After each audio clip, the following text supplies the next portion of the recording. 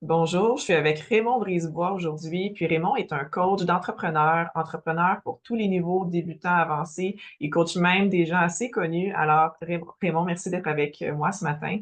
Puis la Merci. question que j'ai à te poser, c'est comment on fait pour arrêter de procrastiner puis passer à l'action? Excellente question, question d'actualité, procrastiner, même si c'est un long mot, c'est dans la catégorie des mots de quatre lettres, là, les four-letter words. Pourtant, on ne prend pas conscience que le monde de la productivité a changé. Puis j'utilise à escient productivité parce que faut arrêter de parler de gestion de temps. Hmm. Expression qui est galvaudée parce que le temps n'a pas besoin de toi pour se gérer. Le temps va se gérer avec ou sans toi. Donc, quand je réalise ça, ben, c'est quoi je peux gérer? Ben, c'est gérer moi-même. Là, ben, passer à l'action, ben, c'est quoi justement les actions que je devrais prendre?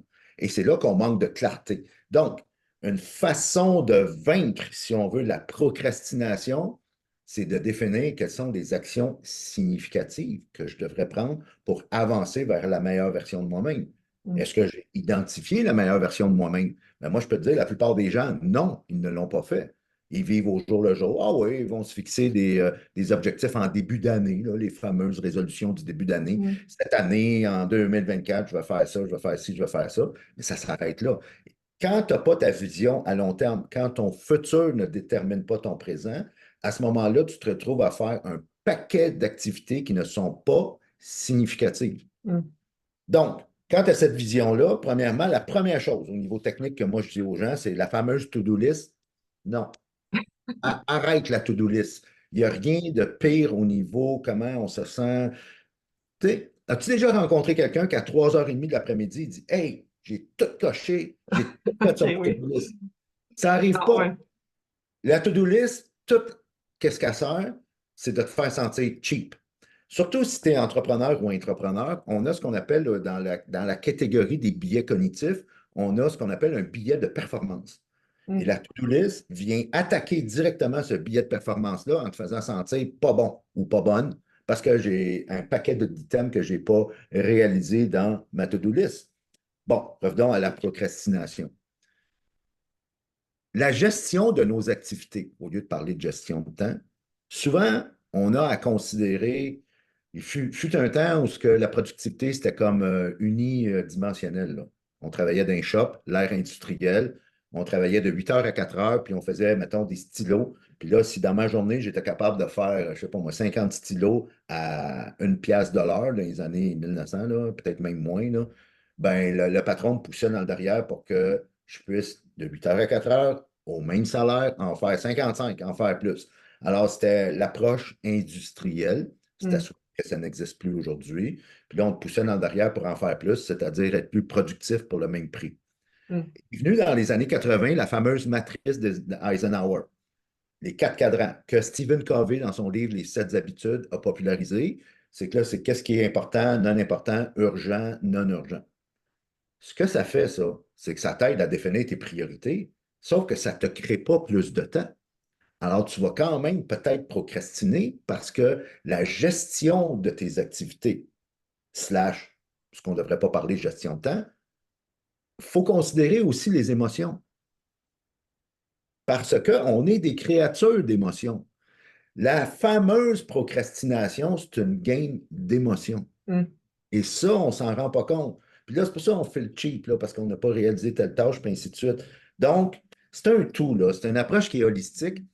Fais en sorte que ton futur détermine ton présent. Alors, imagine la meilleure version de toi-même dans 20 ans, mettons. Après ça, aujourd'hui, maintenant, dans ton présent, qu'est-ce que je peux faire qui est en lien avec ce futur-là? Il y a peut-être des activités que je devrais cesser de faire. Alors, procrastiner, souvent, ce n'est pas bien, sauf que parfois, ça pourrait être créatif. OK. Moi, Explique ça plus en profondeur. bon, prenons une tâche. Pour faire l'inventaire des fois de nos ressources. Premièrement, il y a 168 heures dans une semaine. OK. 168 heures, moi, j'incite, j'invite, je challenge mes clients de dormir 8 heures par nuit. On parle de 56 heures. 168 moins 56. Faites le calcul. Après ça, tu travailles 40 heures, mettons. Enlève le 40 heures. Tu te déplaces pour aller au travail. Mettons, tu n'es pas en télétravail, tu dois te rendre physiquement. Enlève X nombre d'heures fois 7 jours. Tu as les enfants, le cours de danse, de soccer, de ci, de ça, mets-les les heures. Tu Mm. veux passer du temps avec ton mari, ta femme, ton conjoint, ta conjointe, mets-les les heures. Quand tu fais tout ça, là, tu fais le total, tu t'aperçois qu'il reste souvent 30, 40 heures de lousse Ah. à la Oh fin. mon Dieu, OK, quand même. Fou. Alors, pourquoi on a toujours l'impression de manquer de temps? C'est parce qu'on manque de clarté, on manque de focus, on manque de vision. Fait que, tu sais, on a déjà parlé dans un autre entretien, toi et moi, de l'importance de définir pourquoi tu te lèves le matin. Mm. Ça, c'est central. Quand tu as ça, après ça, puis que tu définis la meilleure version de toi-même dans 20 ans, ben là, ça va te forcer ou t'inspirer du moins à faire des activités beaucoup plus significatives. De cesser, comme les Anglais disent, d'être busy being busy, d'être occupé à être occupé. Bon, revenons à la procrastination que moi j'appelle créative. C'est Peter Drucker qui disait, il n'y a rien de plus inutile que de faire une tâche efficacement qui Mm. aurait pu être faite par quelqu'un d'autre. OK, OK, oui. Alors moi, je me pose tout le temps la question, la tâche, est-ce que je peux l'éliminer? Non, je ne peux pas. OK. Est-ce que je peux l'automatiser? Non, je ne peux pas. OK. Est-ce que je peux la déléguer? Ça, souvent, c'est là que ça accroche, là. Pourtant, ça pourrait être la plupart du temps délégué, mais bon, admettons. Admettons que je ne peux pas l'éliminer, je ne peux pas l'automatiser, je ne peux pas la déléguer, donc je suis obligé de la faire. Est-ce que je suis obligé de la faire tout de suite?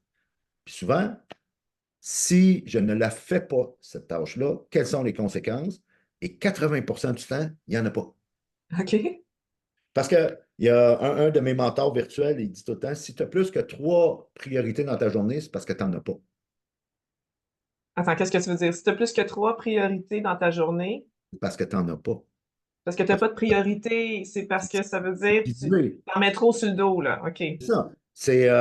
Je pense qu'il est un exemple en termes de succès en affaires. Warren Buffett, investisseur à Ouais. succès.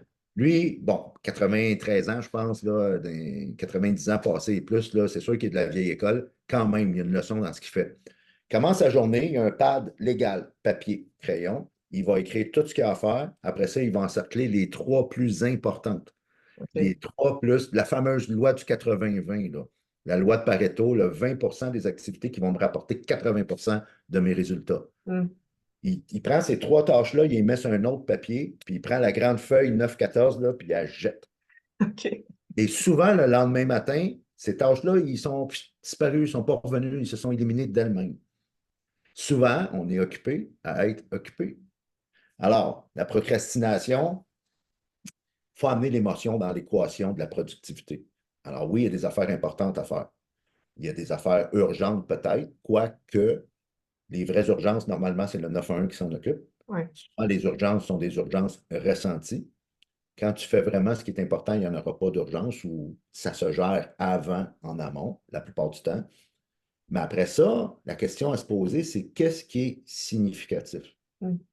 Si, après notre appel, là, tu reçois un appel d'un être cher qui te dit, Hey, on a un voyage, on vient de gagner ça, on s'en va à Hawaï, 2 semaines, toutes dépenses payées, on part demain soir. Tu t'organiserais. En effet, on Quelle s'organise pour la quelle priorité du moment. partie tu déléguerais des affaires, tu dirais finalement, ça, c'est pas important. Alors, dans la gestion de tes activités, de tes priorités, premièrement, si tu as plus que 3 priorités, tu en as trop. C'est comme si tu n'en avais pas. Et ajoute dans l'équation, dans ton analyse, ce qui est significatif, ce qui te procure de l'émotion. Parce que moi, je dis tout le temps, ce qui va te ralentir vers la réalisation de ton plein potentiel, de tes objectifs, du succès, de la meilleure version de toi-même, ce ne sont pas les obstacles, mais ce sont plutôt les chemins trop faciles vers des objectifs moindres.